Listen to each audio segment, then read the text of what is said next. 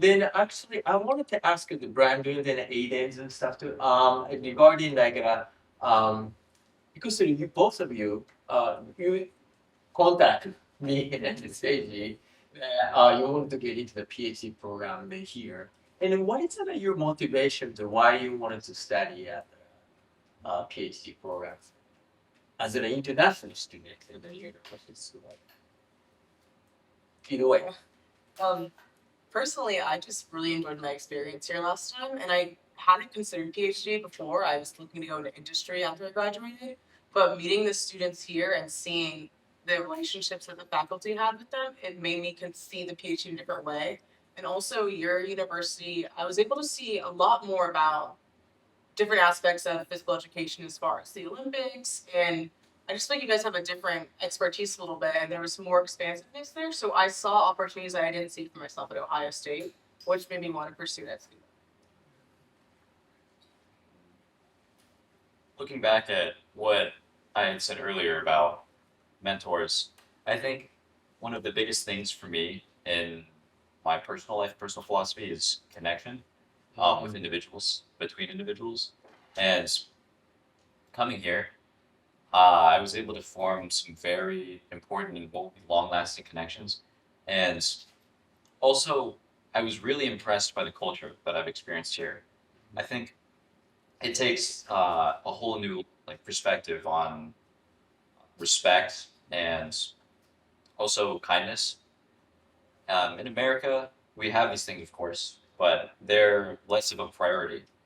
And so being able to build these connections while having it in this new lens of the importance of respect and kindness, I think really felt made me feel like this is a great place to be, as well as being able to experience firsthand the labs that you have going on. I think really made me interested in this program specifically, as opposed to maybe an American program or a program somewhere else. To add to that, Sure.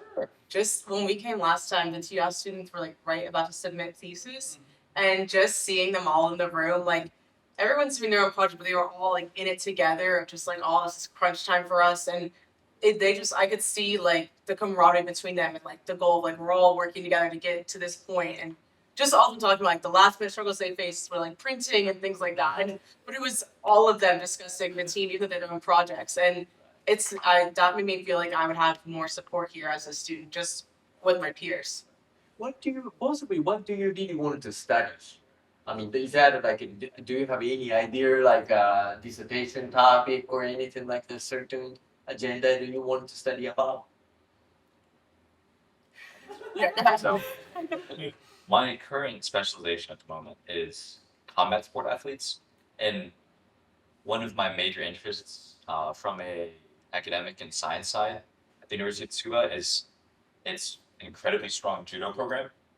Uh, so I would love to personally do some research with judo athletes and looking more at that culture and respect. I think judo really follows those principles. I think one of the primary sports honor and discipline, respect.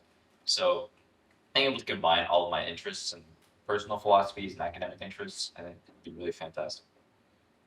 Say or Shaichi, what do you want to give into the advice like how do you make that like a fit to brand new so kind of the adjusting to uh culture here. And the Duku says that that's like a kind of really as a faculty member, we need to support the emotional and social support for the international student as well. This is great conversation because they're gonna stay the longer.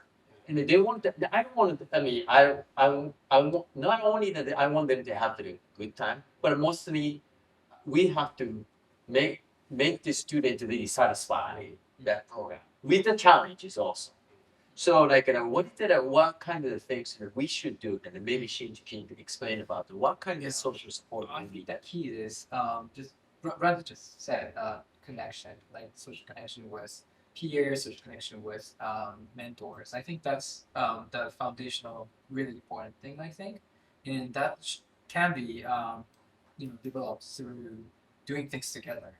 So I think you're in the same cohort with many different peers, international students, Japanese students. I think there are a lot of opportunities to interact with them, I would recommend you to actively join them, and create a connection. I think that's very important.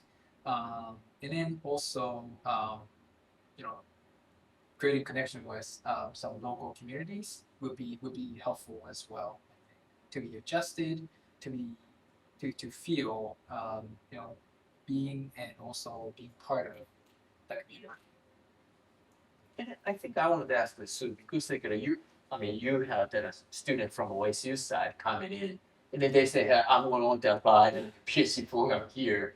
Is that like, what is it like for? Is that like, what do you think? What do you feel about it as a PhD program in the United States or general or Ohio State? Is that like how the student changes a little bit about the directions getting the PhD program in the different countries? What are you thinking about those?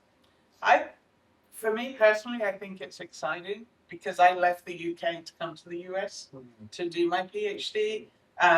So I think as an international student, there's two things. A, you become a lot more independent because you're away from home 6,500 miles.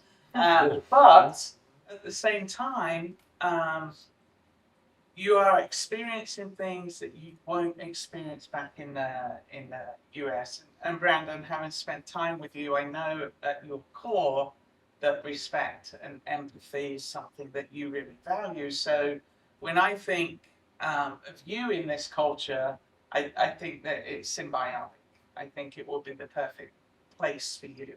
I do think it's going to be different from the education you will have received in the US because our masters are taught courses, right? So you've taken coursework at the same time, you've done some research methodology, and you're doing your dissertation. Here, it would be adjusting to a research PhD, which is very different from what we do at Ohio State. Ours is a taught PhD with a dissertation. And so I think the big learning curve for you both will be really honing in on what is that dissertation idea, because that's going to be the essence of what you're doing. Not that your first idea has to be the only one you have for your dissertation, but using your mentors, your advisors, to really help you shape what that might be, because it is about, unlike us, you have to publish 2 papers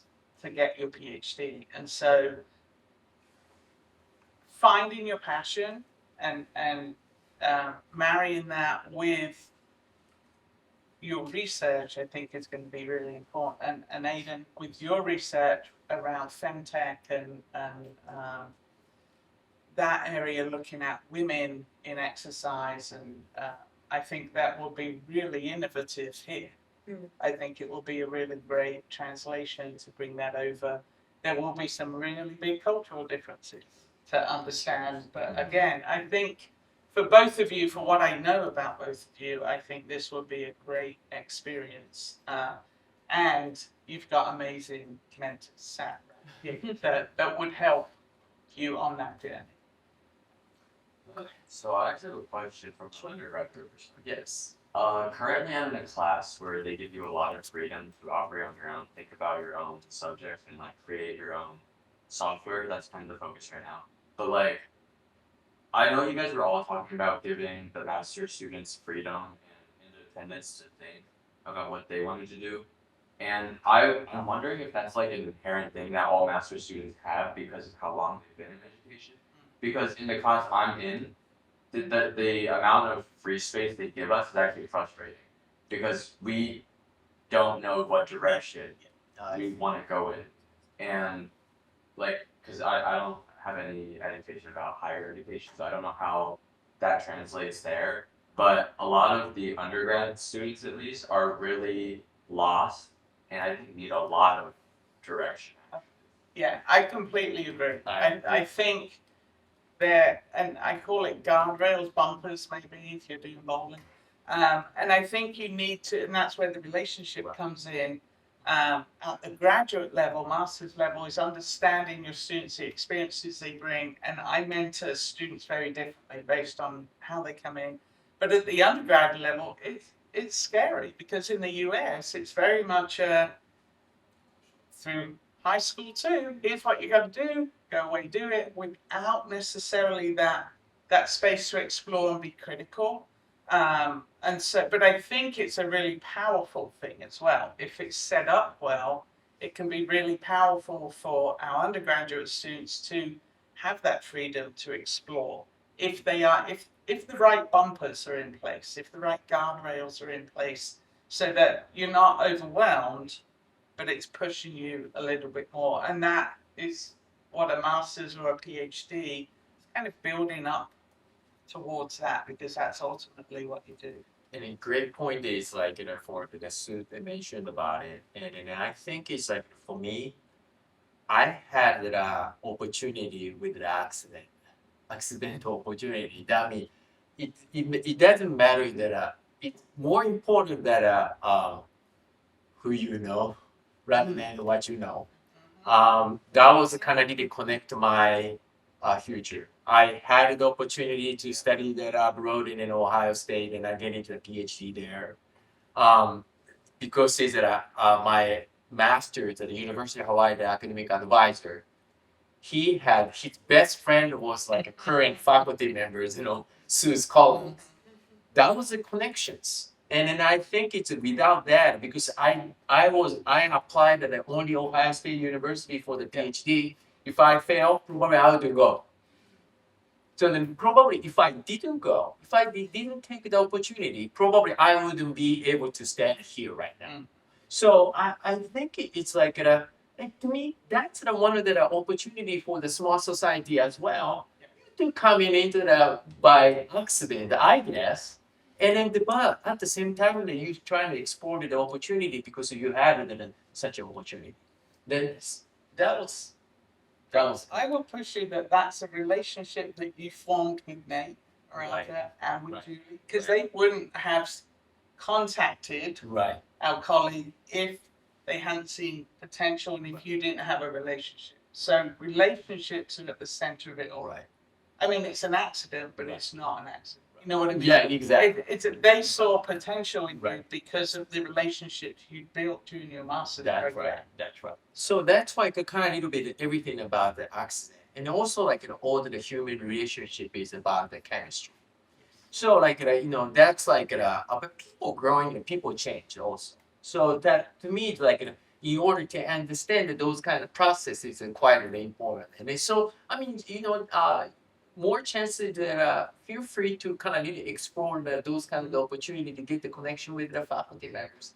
That might be a kind of the one way to get to that you can start to see the new lights and stuff too. That was kind of really. And then, but yes. So related to freedom idea, I think I feel some of the master's students also have struggle with too much freedoms. You don't know where to go.